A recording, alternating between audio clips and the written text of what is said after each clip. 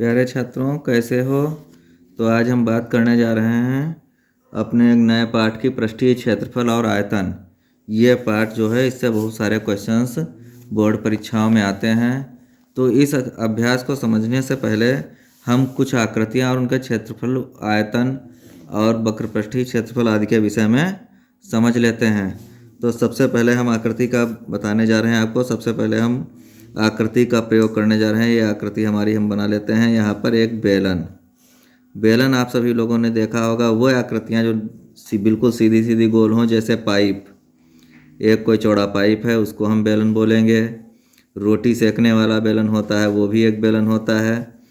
तो यहाँ पर बेलन में दो चार चीज़ें पहले आप लोगों को देखने होगी। ये मैंने बेलन की आकृति बना दी है। यहाँ से बेलन के दोनों सिरे यहाँ पर बना दिए हैं मैंने, और यहाँ एक बीचों बीच से ऐसे हम लाइन डाले ले रहे हैं। तो आपने देखा होगा बेलन के नीचे के और ऊपर के किनारे जो होते हैं वो बिल्कुल गोल होते हैं, एक वृत्त की तरह। तो इस तरह से इस सीधी लंबाई को हम एच से प्रदर्शित करते हैं, इसको लंबाई बोलते हैं। और इसके केंद्र से परिधि तक की दूरी ये हमारी त्रिज्या हो जाती है, इसको आर से प्रदर्शित करेंगे। और इस पूरी दूरी को हम व्यास कहेंगे, व्यास को हम डी से भी प्रदर्शित कर सकते हैं। तो यहाँ पर इन आकृतियों से संबंधित कुछ सूत्र हम लिख लेते हैं जो हमारे लिए बहुत ही आवश्यक हैं। तो सबसे पहला सूत्र हम लिखेंगे आधार का क्षेत्रफल। बेलन का आधार एक वृत्त के रूप में होता है, इसलिए आधार के क्षेत्रफल का सूत्र यहाँ पर हमारा पाई आर स्क्वायर हो जाएगा। और इसकी इकाई जो होगी हमारी, वो इकाई का स्क्वायर यहाँ पर डालेंगे, जिसकी जो यूनिट होगी, यदि सेंटीमीटर में दी हुई है हमारी लंबाई चौड़ाई तो उसका सेंटीमीटर स्क्वायर डालेंगे, मीटर में दी हुई हैं तो मीटर स्क्वायर डालेंगे। तो पहला सूत्र हमारा आ गया है आधार का क्षेत्रफल। अब इसका दूसरा सूत्र हम लिखते हैं। यहाँ पर इसका अगर हमें वक्र पृष्ठीय क्षेत्रफल निकालना हो तो वक्र पृष्ठीय जो क्षेत्रफल जो होता है, इसको अंग्रेजी में हम कह सकते हैं कर्व्ड सरफेस एरिया, और शार्ट में हम इसको हो गई पढ़ाई। तो यहाँ पर अब मैंने इसको थोड़ा वीडियो को जूम और कर दिया है, आप लोगों को क्लियर दिखाई पड़ने लगे। तो आधार का क्षेत्रफल मैंने आपको बताया था पाई आर स्क्वायर, और इकाई के ऊपर भी हम घात 2 लगाएंगे। इसके बाद आ जाता है वक्र पृष्ठीय क्षेत्रफल। वक्र पृष्ठीय क्षेत्रफल केवल हम इस किनारे के पूरे इलाके का क्षेत्रफल निकालते हैं, और इसमें नीचे और ऊपर वाले जो आधार होते हैं दो, इनका क्षेत्रफल जोड़ा नहीं जाता है। वक्र पृष्ठीय क्षेत्रफल को अंग्रेजी में कर्व्ड सरफेस एरिया कहते हैं। इसे CSA से भी अंग्रेजी में लिखते हैं शार्ट में।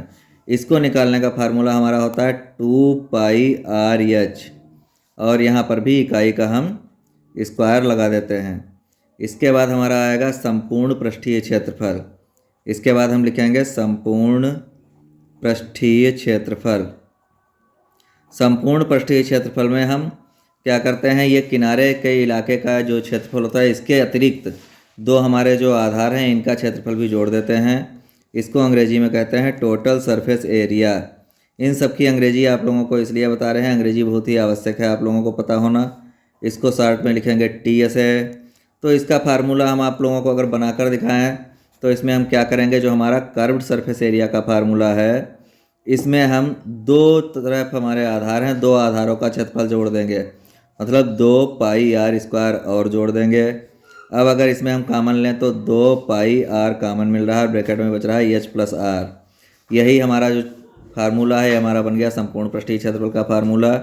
इसके ऊपर हम इकाई का स्क्वायर लगा देते हैं। इसके बाद हमारा आता है इसका बेलन का आयतन। आयतन को अंग्रेजी में कहते हैं वॉल्यूम।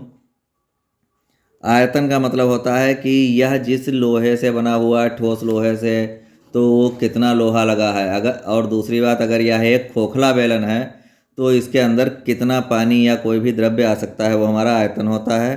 आयतन को निकालने का जो सूत्र हमारा होता है वो पाई आर स्क्वायर एच होता है, और यहाँ पर इकाई के ऊपर हम घात 3 लगाते हैं। तो ये हमारे बेलन से संबंधित सारे फार्मूले हो गए हैं। इसके बाद बेलन के बाद अगली आकृति जो हमारी आती है वो आती है गोला। एक चीज़ यहाँ पर आप लोगों को ध्यान रखनी है, जितनी भी आकृतियाँ हम आप लोगों को बता रहे हैं, ये सभी आकृतियों से मतलब हमारा ठोस आकृति से है। यहाँ पर खोखला गोला या खोखला बेलन के सूत्र अगर निकाले जाएंगे तो वो अलग होंगे। यहाँ पर बात हम केवल ठोस गोले की कर रहे हैं, क्योंकि खोखले वाले सूत्र आपके कोर्स से अब हट चुके हैं या आपके कोर्स में नहीं आते हैं। तो अब हम एक गोले की आकृति बना लेते हैं। गोले की आकृति में आप लोगों ने गेंद देखी होगी। गेंद हमारा एक ठोस गोला होता है। तो यहाँ पर ये हमारा अगर गोले का केंद्र माना जाए तो ये त्रिज्या हो जाएगी। अब गोले के हमारे क्षेत्रफल का, गोले में एक चीज़ ध्यान रखनी है हमको, संपूर्ण पृष्ठीय क्षेत्रफल और वक्र पृष्ठीय क्षेत्रफल एक ही होता है। तो इसको हम यहाँ पर खाली पृष्ठीय क्षेत्रफल लिखे ले रहे हैं। अगर इस गोले में आपको पूछा जाए कि वो संपूर्ण पृष्ठीय क्षेत्रफल बताइए या वक्र पृष्ठीय क्षेत्रफल बताइए, तो आपको दोनों जगह पर एक ही चीज़ लिखनी होगी। इसको सरफेस एरिया अंग्रेजी में बोल देंगे। इसका फार्मूला आपका हो जाएगा 4πr², और इकाई जो हमारी होगी, यूनिट जो होगी, उसके ऊपर भी स्क्वायर लगा देंगे। इसके बाद इसका दूसरा फार्मूला आएगा संपूर्ण पृष्ठीय क्षेत्रफल। यहाँ पे दूसरा फार्मूला जो आएगा वो सीधे सीधे आयतन का ही आएगा, क्योंकि पृष्ठीय क्षेत्रफल और संपूर्ण पृष्ठीय क्षेत्रफल एक ही बात है। आयतन को अंग्रेजी में वॉल्यूम बोलेंगे।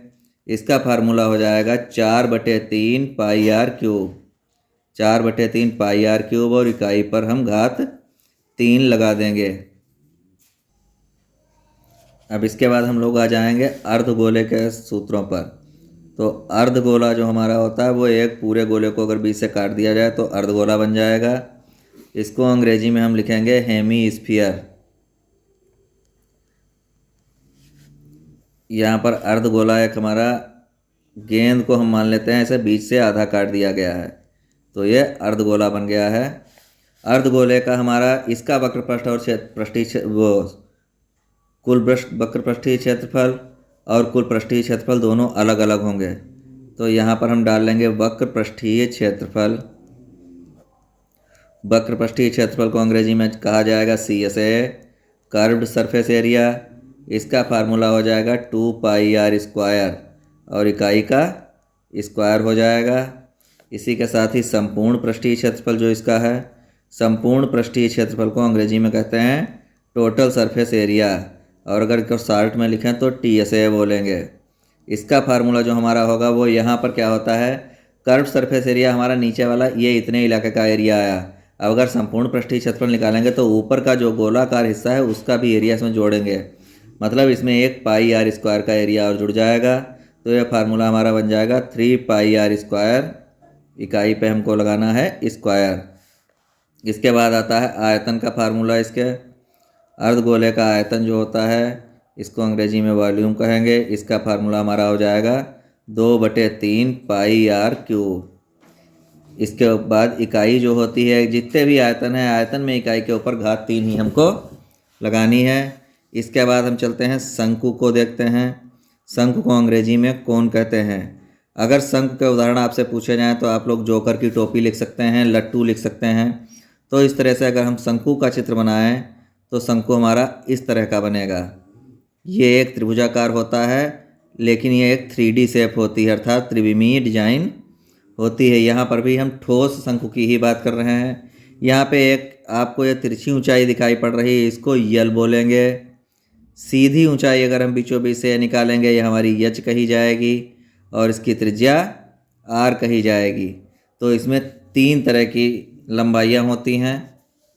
इसमें सबसे पहले हम लिखेंगे तिरछी ऊंचाई।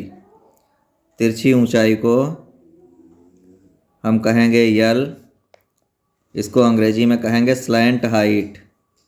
अंग्रेजी में अगर स्लैंट हाइट दिया हुआ हो तब भी हमको यही ज्ञात करना होता है। यहाँ पर तिरछी ऊंचाई ज्ञात करने के लिए हम यहाँ पे देखते हैं एक समकोण फॉर्म हो रहा है। इस पर समकोण बन रहा है, जिसका हमारा जो लंब है वो यस दिया हुआ है और आधार आर दिया हुआ है। तो तिरछी ऊंचाई निकालने का हमारा सूत्र हो जाता है, पाइथागोरस प्रमेय से बना है। यह हो जाता है h² प्लस r²। ज़्यादातर प्रश्न इस हिसाब से दिए हुए होंगे जिनमें तिरछी ऊंचाई दी नहीं हुई होगी, हमको ज्ञात करनी होगी। तो यहाँ पर तिरछी ऊंचाई अगर निकालने ना दी हुई हो, हमको ज्ञात करनी हो, तो उसके लिए इस फार्मूले का हम इस्तेमाल करेंगे। इसके बाद इसका हम लिखेंगे वक्र पृष्ठीय क्षेत्रफल। वक्र पृष्ठीय क्षेत्रफल, इसको अंग्रेजी में पहले हम पूरा नाम बता चुके हैं, शॉर्ट में CSA लिखे दे रहे हैं। वक्र पृष्ठीय क्षेत्रफल निकालने का फार्मूला इसमें होगा πr×l, और इकाई पे इस पे भी स्क्वायर लगेगा। इसके बाद आता है संपूर्ण पृष्ठीय क्षेत्रफल। इसका संपूर्ण पृष्ठीय क्षेत्रफल जो होता है, इसका संपूर्ण पृष्ठीय क्षेत्रफल हमारा हो जाएगा TSA। इसको निकालने का फार्मूला होगा पाई आर और ब्रैकेट में हो जाएगा यल प्लस आर। यहाँ पर भी इकाई के ऊपर स्क्वायर ही लगा देंगे। इसके बाद इसका आएगा आयतन। इसका आयतन जो होगा, आयतन सभी का वॉल्यूम ही लिखा जाता है तो इसका भी वॉल्यूम ही लिखेंगे। आयतन निकालने का इसका फार्मूला हो जाएगा 1/3 पाई आर स्क्वायर एच, और यहाँ पर इकाई जो होती है इकाई पे ऊपर घात 3 लगाएंगे। अब ये कुछ हमारे महत्वपूर्ण फार्मूले बन गए हैं। इसके अलावा कुछ जनरल फार्मूले हमारे और भी हैं, जैसे घन और घनाभ। घन और घनाभ का भी प्रयोग कई सवालों में होगा। तो घन हमारी वो आकृति होती है जिसकी लंबाई चौड़ाई ऊंचाई तीनों बराबर होती हैं। यह एक त्रिविमीय डिजाइन है। अब इसके लिए क्या करते हैं, इसका अगर एक साइड से देखा जाए तो हमको एक वर्ग के रूप में लगता है। इसका उदाहरण देखने के लिए आप लोग लूडो खेलने वाला पासा इसका उदाहरण समझ सकते हैं। और दूसरा एक आप लोगों का कलर मिलाने वाला क्यूब आता है, वो भी घन ही होता है। तो ये हमारा घन बन चुका है। घन को अंग्रेजी में लिखते हैं क्यूब। इसकी सभी जो भुजाएं होती हैं वो आपस में बराबर होती हैं। तो घन का जो हमारा वक्र पृष्ठीय क्षेत्रफल होता है, जिसको हम CSA कहेंगे, घन का वक्र पृष्ठीय क्षेत्रफल CSA होगा। और CSA निकालने का फार्मूला हमारा हो जाएगा 4 गुणे भुजा गुणे भुजा। भुजा को अगर हम A मान लें तो ये हमारा फार्मूला बन जाएगा 4A²। पृष्ठीय क्षेत्रफल, जो भी क्षेत्रफल होते हैं उन पर इकाई के ऊपर घात 2 ही लगाते हैं। इसके बाद आता है संपूर्ण पृष्ठीय क्षेत्रफल। संपूर्ण पृष्ठीय क्षेत्रफल में सभी फलकों के एरिया को जोड़ा जाता है। तो इसके लिए इसके कुल फलक 6 होते हैं, कुल साइडें 6 होती हैं, तो इसका फार्मूला हो जाता है 6A² और इकाई का स्क्वायर, जहाँ पर हमारा जो A है ये भुजा के लिए दिया हुआ है।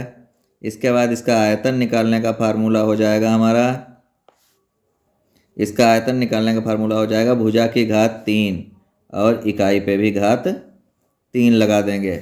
इसके बाद हमारा आता है घनाभ। घनाभ को अंग्रेजी में कहते हैं क्यूबॉइड। ये भी एक त्रिविमीय डिजाइन है, लेकिन क्यूबॉइड में क्या होता है, लंबाई चौड़ाई और ऊंचाई ये अलग अलग होती हैं। आप लोगों ने देखा होगा जैसे माचिस की डिब्बी, हमारी ईंट, ये सारी घनाभ होती हैं। इनकी लंबाई चौड़ाई ऊंचाई तीनों पर अलग अलग होती हैं। तो इनका जो वक्र पृष्ठीय क्षेत्रफल होता है, वो वक्र पृष्ठीय क्षेत्रफल निकालने का फार्मूला हम लिखेंगे आपके सामने। वक्र पृष्ठीय क्षेत्रफल को CSA कहेंगे। तो इसमें एक चीज़ ध्यान रखनी होती है, नीचे का और ऊपर का 2 एरिया छोड़ दिए जाते हैं, वो नहीं लिखे जाते हैं। तो हमारा जो संपूर्ण पृष्ठीय क्षेत्रफल होता है उससे अगर हम नीचे के और ऊपर के एरिया घटा दें तो हमारा वक्र पृष्ठीय क्षेत्रफल प्राप्त हो जाता है। तो इसका जो फार्मूला है वो बन जाएगा 2B और ब्रैकेट के अंदर आ जाएगा H + L। इकाई पे स्क्वायर लगाते हैं। इसके बाद आता है इसका संपूर्ण पृष्ठीय क्षेत्रफल। क्यूबॉइड के ज़्यादातर सवाल जो घनाभ वाले आएंगे उसमें संपूर्ण पृष्ठीय क्षेत्रफल ही पूछा जाएगा। वक्र पृष्ठीय क्षेत्रफल का सवाल बहुत ही कम आते हैं इसके। तो इसके TSA का फार्मूला आपको ज़रूर याद होना चाहिए। इसमें 2 बार होता है, LB + BH + HL। ये फार्मूला हो जाता है इसके संपूर्ण पृष्ठीय क्षेत्रफल का। इसके बाद आ जाता है इसका आयतन। इसका आयतन जो है, इसको अंग्रेजी में वॉल्यूम लिख लेते हैं यहाँ पे। इसके आयतन का फार्मूला हो जाएगा LBH और इकाई के ऊपर घात 3 लगाएंगे। अब हमारे लगभग वो सभी फार्मूले हो गए हैं जो इस अभ्यास में हमको आवश्यकता पड़ेगी। इन फार्मूलों को आपको सही से समझ लेना है। एक बार मैं आप लोगों को फिर इस वीडियो में दिखाई दे रहा हूँ, आप लोग चाहें तो इसको स्क्रीनशॉट ले सकते हैं। ये देखिए, फार्मूलों को ध्यान से देखिए। ये हमारा पहला आ रहा है सिलेंडर का फार्मूला। इसके बाद ये आ गया हमारा गोले के सभी क्षेत्रफल फार्मूले। इसके बाद ये आ जाते हैं हमारे अर्धगोले का फार्मूला, और अर्धगोले के नीचे आ गया है शंकु से संबंधित जितने भी सूत्र हैं वो सारे आ गए हैं। और इसके बाद ये हमारा आ जाते हैं घन और घनाभ से संबंधित फार्मूले। तो आप इन सभी फार्मूलों को सही से नोट कर सकते हैं। वीडियो को पुश करके आप इन फार्मूलों को नोट कर लें, क्योंकि जब तक ये फार्मूले आपको सही से याद नहीं होंगे तब तक इस अभ्यास के कोई भी प्रश्न आपको समझ में नहीं आएंगे। और ये अभ्यास जो है ये बोर्ड परीक्षाओं के लिए बहुत ही इम्पॉर्टेंट है।